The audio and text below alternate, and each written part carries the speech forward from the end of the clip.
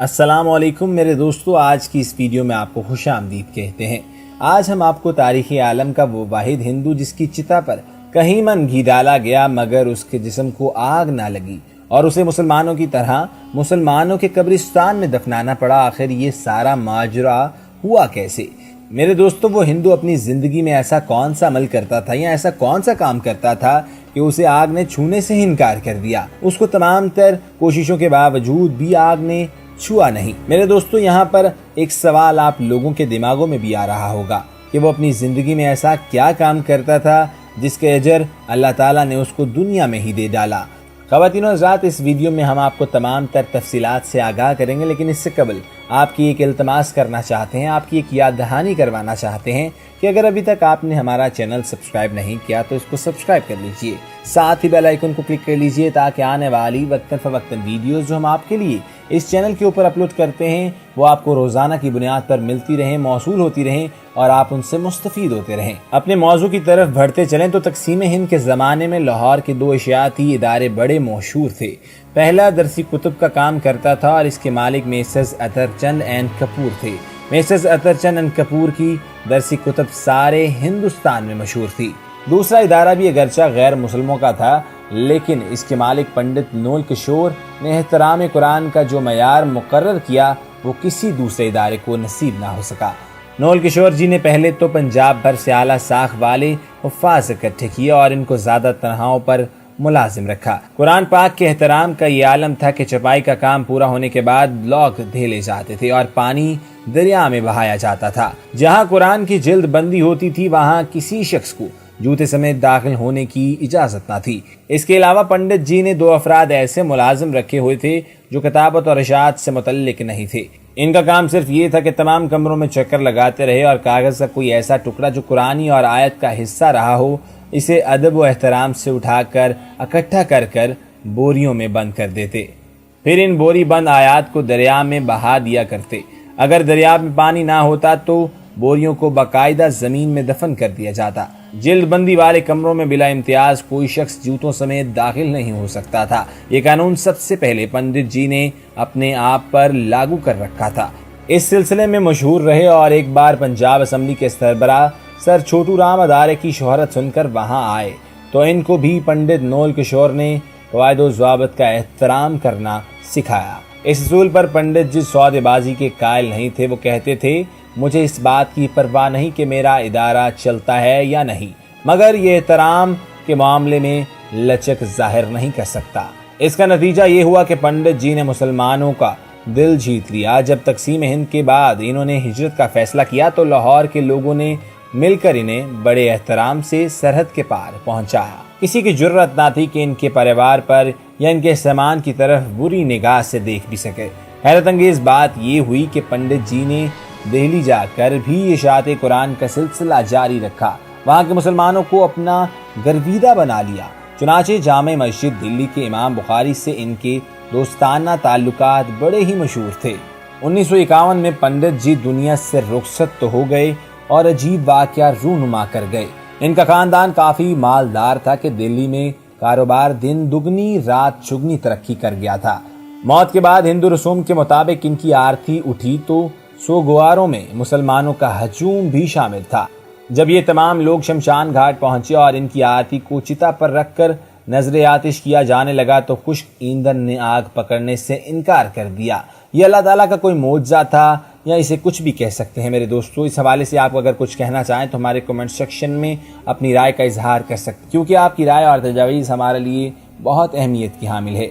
میرے دوستو، حالانکہ اس پر رسم کے مطابق گھی کے کئی ٹن انڈھیلے جا چکے تھے، یہ بات کسی کی سمجھ میں نہیں آ رہی تھی کہ چکنائی سے بھری خشک لکڑیاں آگ کیوں نہیں پکڑی۔ یہ بات جنگل کی آگ کی طرح ہر جگہ پھیل گئی اور دلی کی جامع مسجد کے امام صاحب کو خبر ہوئی تو وہ بھاگم بھاگ شمشان گھاٹ پہنچے۔ انہوں نے بڑی حکمت سے پنڈت جی کے لاحقین کو سمجھایا کہ مہاراج پنڈت جی کی چتا کو آگ لگ ہی نہیں سکتی، کیونکہ انہوں نے احترام قرآن کا جو معیار مقرر فرما دیا تھا وہ کسی ادارے کی بس کی بات ہی نہیں تھی۔ لہٰذا آپ حضرات پنڈت جی کو دفن کر کے حالق حقیقی کی मंशा का पालन फरमाए। चुनाचे यही हुआ और पंडित नूल किशोर को शमशान घाट ही में दफन कर दिया गया। इसके बाद इस जगह पर हिंदुओं ने एक समाधि भी तामीर कर दी। वहाँ फिर हिंदू और मुसलमान जाकर अपने अपने अकायद के मुताबिक पंडित जी के लिए दुआएं मांगने लगे। मेरे दोस्तों, आपको बताते हैं कि एक रूस में भी ऐसा ही वाकया हुआ और वो भी कुरान का एक मौजज़ा ही था, तो आपको वो भी बताते हैं। मेरे दोस्तों, 1973 में रूस में जब कम्युनिज्म का तोता बोलता था, बल्कि दुनिया तो ये कह रही थी कि बस अब पूरा एशिया सुर्ख हो जाएगा, इन दिनों में हमारे एक दोस्त मॉस्को ट्रेनिंग के लिए चले गए। वो बताते हैं कि जुमे के दिन मैंने दोस्तों से कहा कि चलो जुमा अदा करने की तैयारी करते हैं। तो इन्होंने कहा कि यहाँ मस्जिदों को गोदाम बना दिया गया है, एक दो मस्जिदों को तो सियाह क़याम के लिए इस्तेमाल कर रहे हैं। सिर्फ 2 मसाजिद ही हैं इस शहर में जो कभी कभी बंद और कभी खुली होती हैं।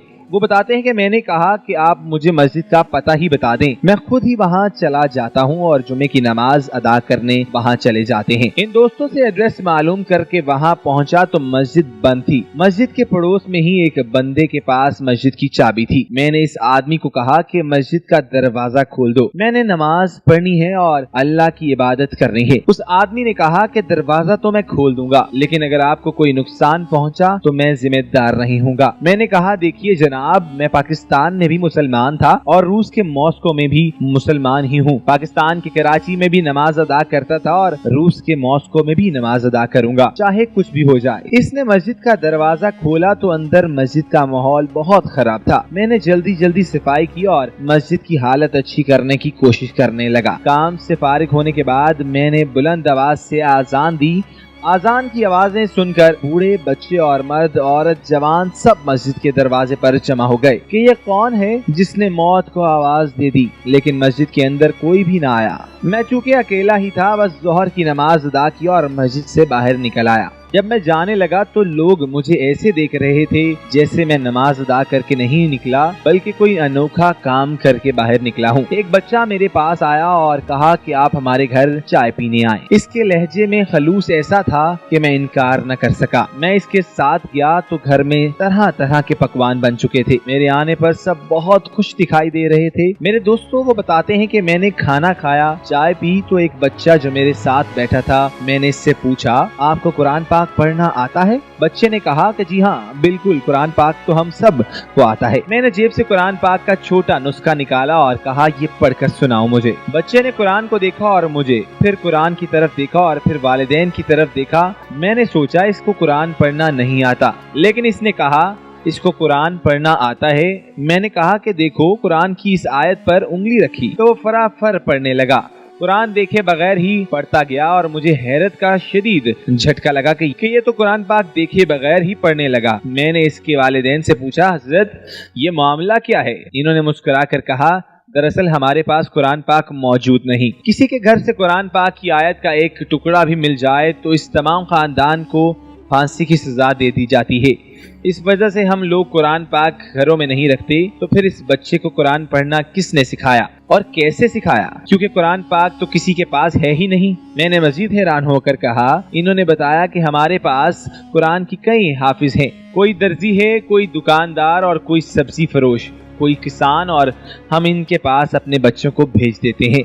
मेहनत मजदूरी के बहाने वो इनको अल्हम्दुलिल्लाह से लेकर वन्नास तक ज़बानी कुरान पढ़ाते हैं। एक वक्त ऐसा भी आ जाता है कि वो हाफिज कुरान बन जाते हैं। किसी के पास कुरान का नुस्खा तो नहीं है, इसलिए हमारे बच्चे कुरान हकीम को देखकर नहीं पढ़ सकते। इस वक्त हमारी गली मोहल्ले में आपको जितने बच्चे भी दिखाई दे रहे हैं, ये सब के सब हाफिज कुरान है माशाअल्लाह। यही वजह है कि जब आपने इस बच्चे के सामने कुरान रखा तो इसको पढ़ना नहीं आया था, लेकिन जब आपने आयत सुनाई तो वो फराफर बोलने लगा। अगर आप ना रोकते तो ये सारा कुरान ही पढ़कर सुना देता।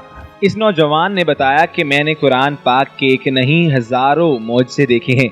मेरे दोस्तों, जब मुआशरे में कुरान पाक पर पाबंदी लगाई गई थी और घरों में रखना जुर्म करार दे दिया गया था, तो इस मुआशरे के हर बच्चे, बूढ़े, मर्द और औरत के सीनों में कुरान हिफ्ज़ हो चुका था। मैं जब बाहर निकला तो कई बच्चे देखे और इनसे कुरान सुनने की फरमाइश की तो सबने कुरान सुना दिया। मैंने अपने दिल में कहा कि तुमने कुरान रखने पर पाबंदी लगा दी, लेकिन जो कुरान सीनों में महफूज है इस पर तुम कभी पाबंदी नहीं लगा सकोगे। तब मुझे एहसास हुआ कि अल्लाह पाक के इस इरशाद का क्या मतलब है। کہ بے شک ذکر قرآن ہم نے نازل فرمایا ہے اور بے شک ہم ہی اس کی حفاظت کرنے والے ہیں۔ خواتین و حضرات، یہاں پر میں اس ویڈیو کا اختتام کرتا ہوں اور آپ سے ایک التماس کرنا چاہتا ہوں کہ اگر ابھی تک آپ نے ہمارے چینل کو سبسکرائب نہیں کیا تو اس کو سبسکرائب کر لیجئے، ساتھ ہی بیل آئیکن کو کلک کر لیجئے تاکہ آنے والی وقتاً فوقتاً ویڈیوز جو ہم آپ کے لیے اس چینل کے اوپر لے کے آتے ہیں وہ آپ تک موصول ہوتی رہیں اور آپ ان سے مستفید ہوتے رہیں۔ اللہ حافظ۔